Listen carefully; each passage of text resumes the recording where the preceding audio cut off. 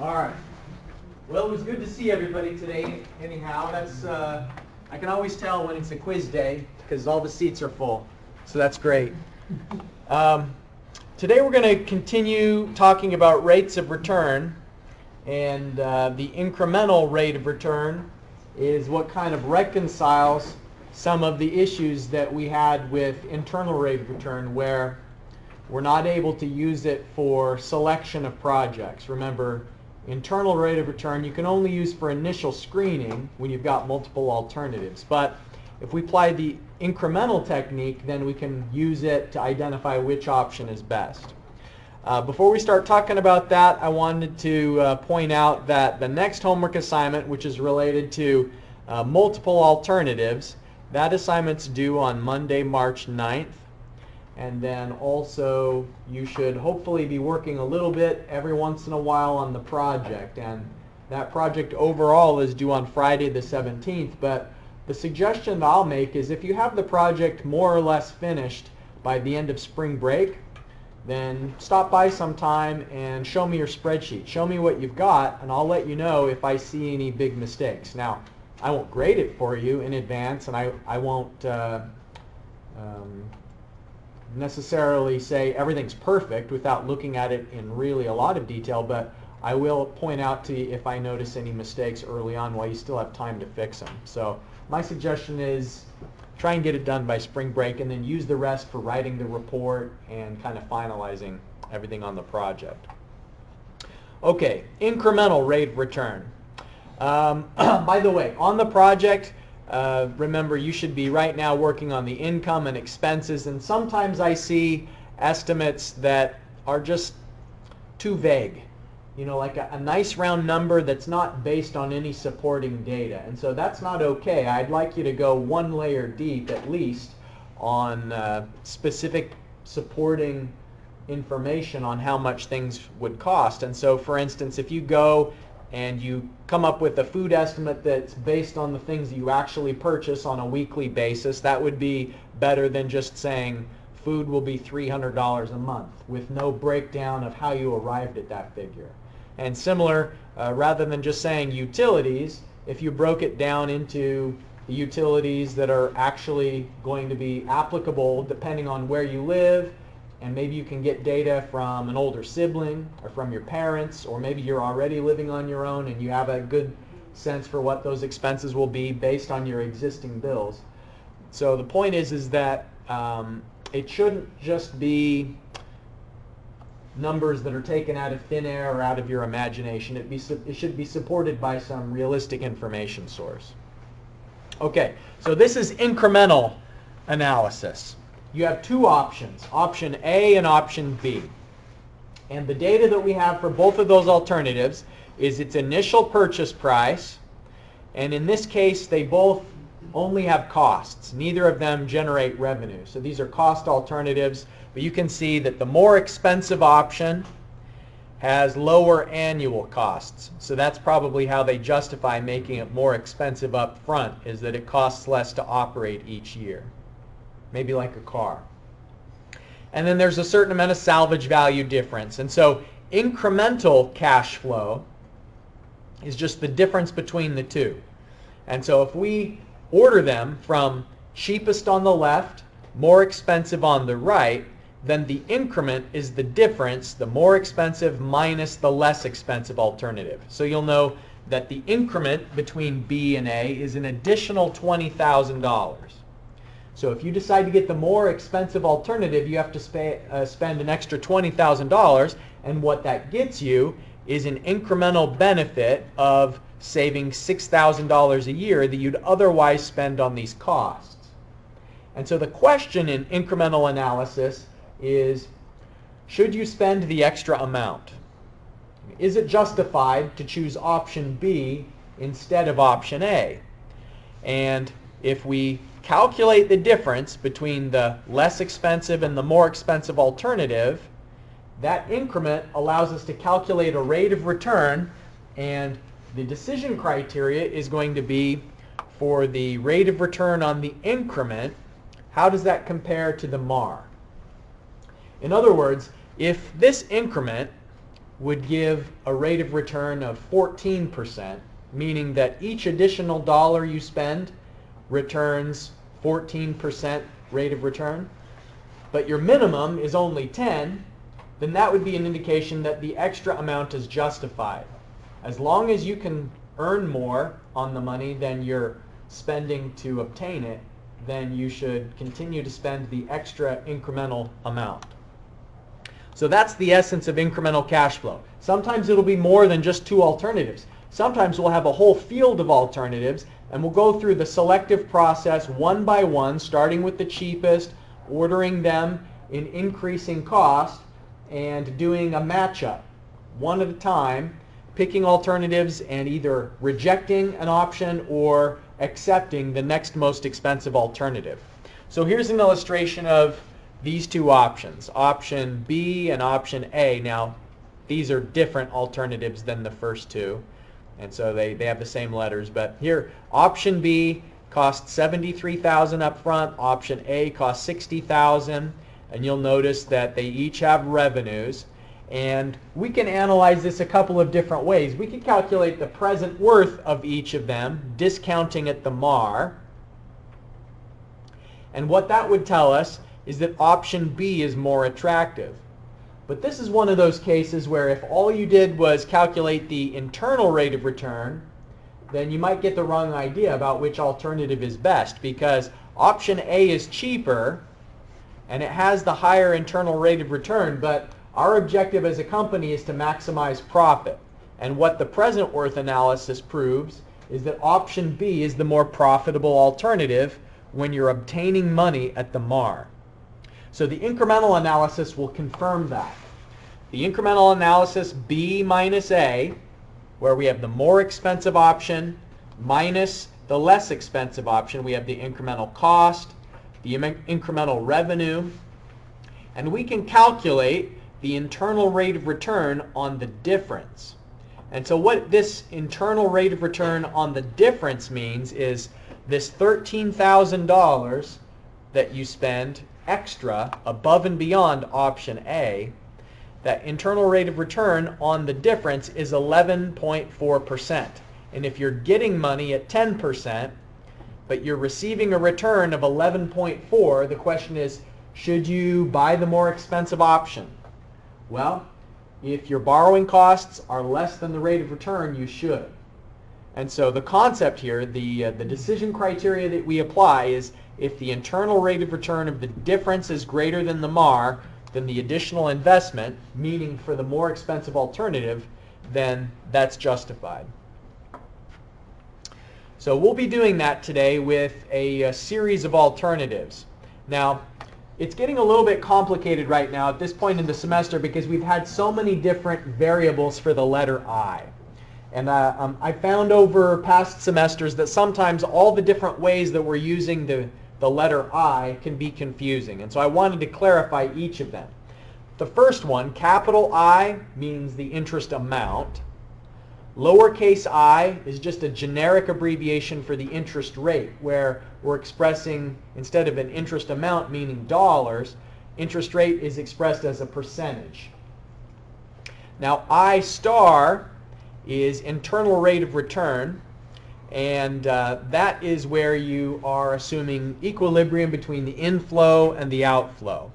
So I star is different though from I prime, which is the external rate of return. And we've just done a quiz on the external rate of return, so you know how that's different from the internal rate of return.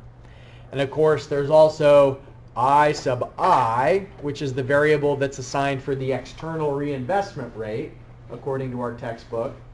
And then there's one more. There's delta I star. And so that's the internal rate of return on the difference between two alternatives. And so that's called the incremental internal rate of return. So these are all the different ways that the variable I has been used so far this semester. I don't think there are any more in addition to this, but I just wanted to clarify there on a single slide so that you've got it available and are able to keep it straight. Okay, so let me give you an illustration of how we proceed when there's multiple alternatives. Here we've got option A, B, C, D, and E. and I've ordered them, sorting on the left is the cheapest, and then the next most expensive alternative, and the next most expensive alternative, all the way up to the most costly option is on the right side. You'll notice we have some minimum attractive rate of return that's defined, and then each year we have the revenue amounts for each alternative. Remember, we can use the internal rate of return for initial screening.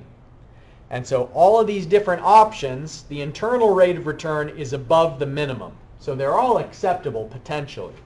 We're not going to lose money on any of them. But the question is, which option is going to give us the highest profit?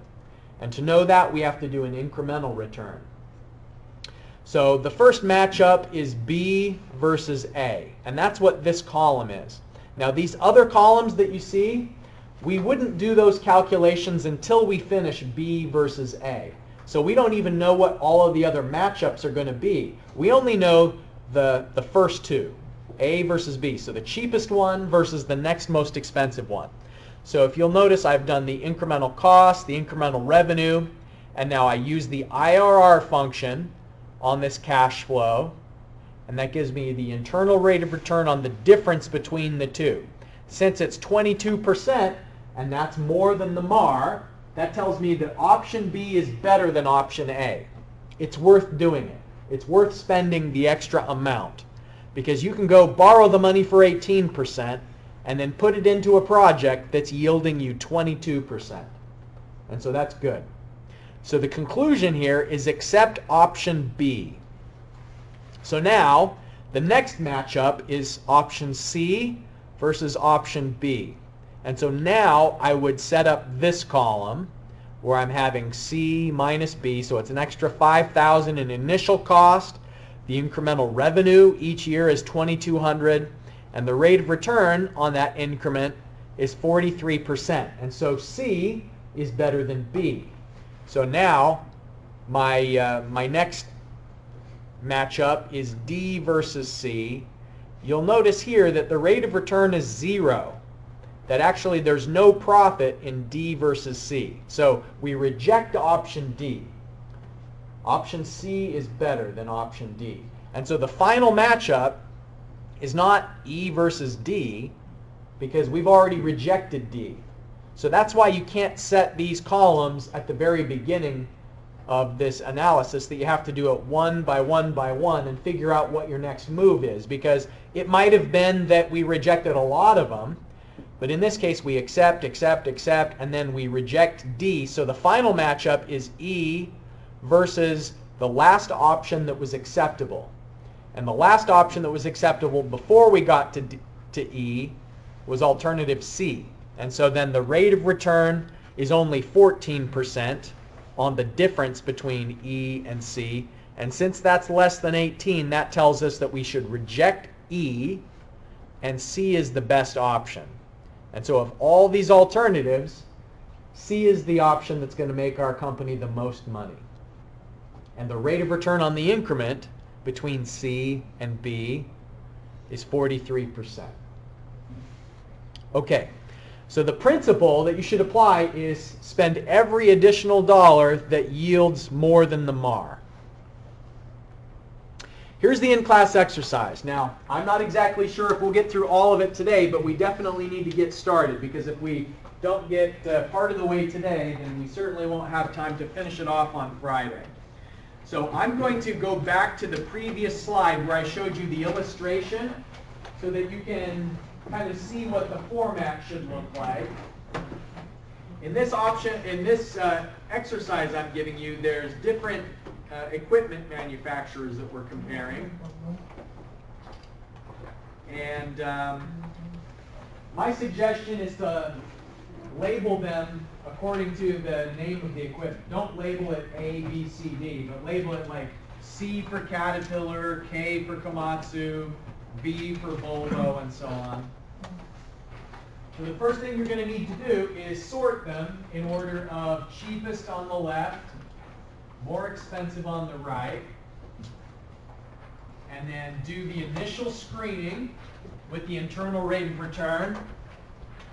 And then that'll tell you which ones you can reject outright, and then you start doing these matchups on the side. And so here is the format you should follow for the in-class exercise today, where we're comparing Caterpillar, Komatsu, Volvo, Hitachi. We're trying to figure out which of these options is the best if they each have a 10-year lifespan, no salvage, and the MAR for our company is 12%.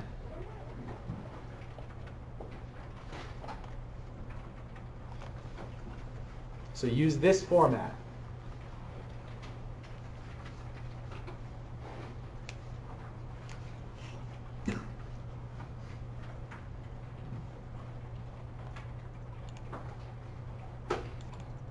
Okay, so we're not going to finish it all the way today, but I think at the very least what you've managed to set up so far is the initial screening. So let's make sure that we're all on the same page on how to interpret that. We've got sorted on the left the cheapest option, on the right the most expensive option, and then in between it's progressively getting more expensive. So we've got the Deere, Komatsu, Cat, Hitachi, Volvo, and Atlas. And so we use the internal rate of return function on each alternative, and what we're looking for is we're going to compare that IRR to the MAR. And that'll give us an initial screening to know whether or not we can just reject an alternative outright. And it turns out that we are. We're going to reject the Komatsu option because its internal rate of return is less than the minimum of 12%. So what that means is the first matchup, the first incremental comparison, is going to be Cat versus Deere. Now, we don't know what any of the other ones are going to be yet, because we don't know, for example, if the next one will be Hitachi versus Cat, or maybe the second comparison will be Hitachi versus Deere. So we can only set up this first column until we know the result of the Cat versus Deere comparison. And so we get the incremental cost between the two. Oops, I don't want to spoil the surprise. We get the incremental cost for both of them. We get the incremental revenue for each of them.